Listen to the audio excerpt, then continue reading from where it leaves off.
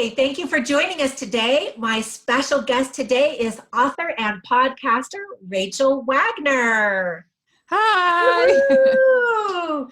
Thank you so much. Tell us a little bit about what she does, and then, drum roll, she's going to answer the big question, how is she better every day? And what are her tips and advice for you? Yeah. So take it away, Rachel. Yes. So I am Rachel Wagner. I have 2 podcasts / YouTube channels that I work on every day with Rachel's Reviews, which has family movie nights every week. And on Mondays, you can see I've now done, I think we're getting on to about 175. I've been doing it for many years. Wow. And I'm really proud of it. So check it out. I think you'll really like it. And I do a bunch of other podcasts and things like that on that channel, Rachel's Reviews.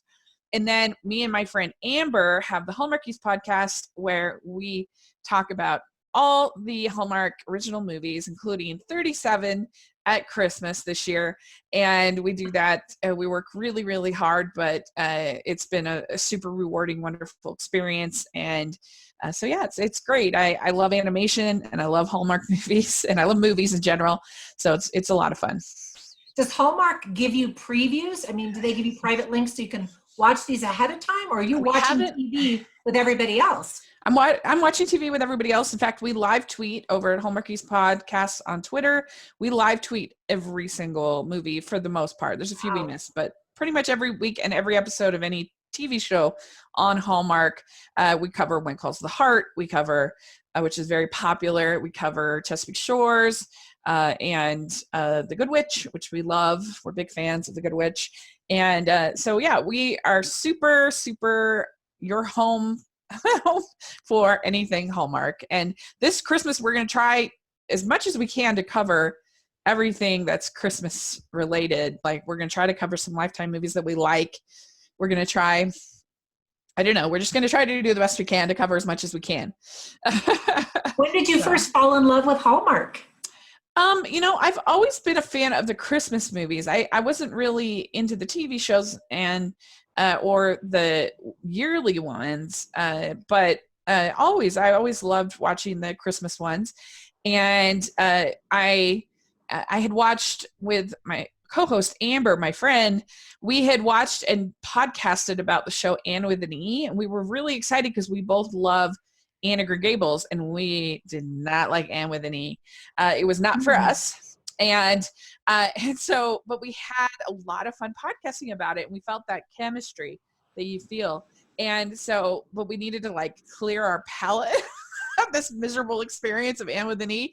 And so we did a podcast about, this was on my channel at the time. We did a podcast about our favorite Hallmark Christmas movies because it was Christmas in July at the time. And it went really well. We really liked it. And it just kind of, grew into this thing, and it's been really successful. We were featured on the Deseret News in August, and that was really fun. And we are just having a great time. It's a lot of work, but it's been really great. Would you say that Hallmark is getting better every day? Definitely. They're definitely putting more money into these. Even just like a little thing, they've aired 4 so far of the Hallmark movies as of this recording, and even just the snow is way better than last year. Like, they are putting more money. When you watch as many of these as I do, you really start to see some of these nuances that like the average viewer probably isn't going to notice. Like, no, that's amazing. Yeah. Like, you can see definitely that they're putting way more money to make it look real, because all these are filmed in the summer for the most part. So that's so funny. Yeah. So now, you've been podcasting for how many years? I mean, I have Rachel's Reviews. I've had it for, I've been a blogger. I have a blog. I've been a blogger for 10 years, and I've been a YouTuber podcaster for, I think 4 or 5 years. And over on my channel, we've just been doing Hallmarkies for a little over a year. Oh, okay. So by the way, check down in the description below for all of the links to all of her projects and websites and podcasts and YouTube channels and all of that stuff. Yeah. Okay, so the big question is, And you can answer this however you want, as a blogger, as a podcaster, as an author. What is it that you do to try to intentionally be better every day? Yeah, it's an interesting question. I think I try to always look at things as learning opportunities. So even if it's something, if I'm going to a movie and I didn't really like the movie or it wasn't for me, I try to kind of think, what is it they could do better? What didn't work for me? Try to think of it in an analytical way. And I feel like that whole experience makes you a better person because you're thinking about, you're just thinking, you're analyzing things. But I think even in like my editing, I try to be better. I try to be better at my research. I try to be better when I'm interviewing people because we do weekly interviews.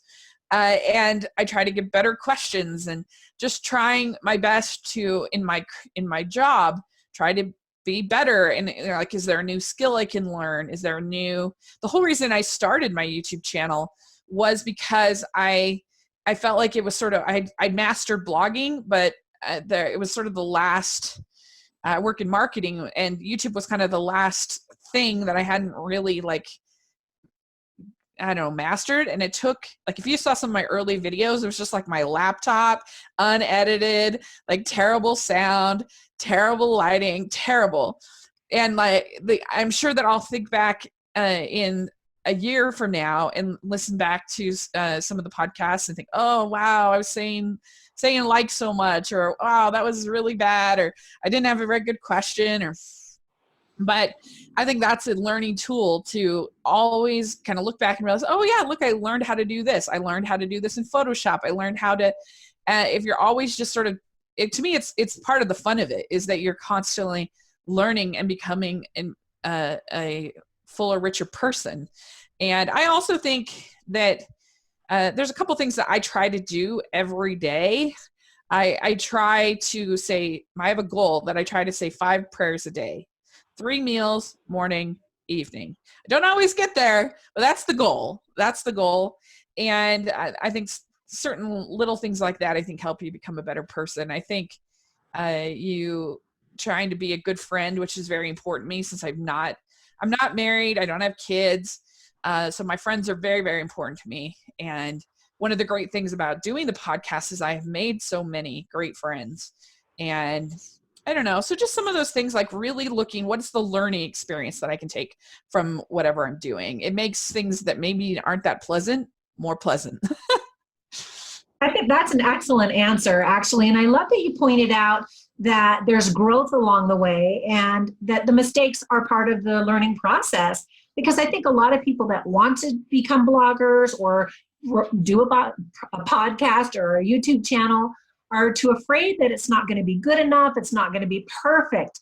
And that perfectionism, I think, gets in the way of people starting. Yeah. I know it was for me. I've been writing movie reviews for many, many years, and people kept saying, put it up on YouTube. And I was like, oh, it's not like I'm this, gorgeous creature that anybody's going to want to look at. People. So that's why I thought, well, I'm just going to do it. Nobody's going to watch it anyway. And each time I do a little one, it gets better and better. But it's hard and it's scary. And I love hearing from you that you're still doing things that are scary and hard, and that you're enjoying that as looking at it as a learning process. So yeah, and you never know that somebody that's maybe a mom that's feeling frustrated or whatever, she could watch your imperfect video that you see lots of flaws in and be like, wow, that person is a lot like me, and that could be just what they need. I've definitely had that in the past where people that are sort of plus size or people that share sort of common things with me, that they, even just people finding out, oh, look, these girls like Hallmark movies. I like Hallmark movies. I don't know how many people friends we've made and have. Our friend Emma just wrote a beautiful blog piece about what blogging for Hallmark has meant for her as far as making friends and gaining confidence. And so you just never know the effect that you can have from just being yourself and pushing yourself to go one step further than you feel comfortable. Like, I don't think that we necessarily need to all of a sudden run a marathon, but like I always try to kind of step one step higher than maybe my comfort levels. Just try a little bit more.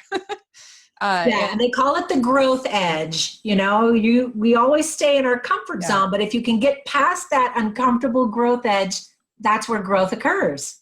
And Thank I also, you so much. yeah, I also do work very hard. I am constantly doing interviews, preparing for interviews, preparing for the podcast, watching things. Like, it's a lot of work. And so it's not something that people are like, how do you prepare all this stuff? And I'm like, I don't do a lot of things that other people do because I'm working on the podcast. And so, you know, you kind of have to decide what your one is willing to sacrifice too. Actually, that's a really good point. Thank you for bringing that up too. And thank you for spending a few minutes with us. Yeah. So be sure and comment below. We would love to find out, what is your growth edge and what do you do to get past it? Because it's scary. Yeah. And like this and subscribe to this YouTube channel because it's new and we need subscribers. Love it. Yes, definitely subscribe for sure. Thanks. And become better every day. Yeah. Thank you so much. Bye for now. Thank you.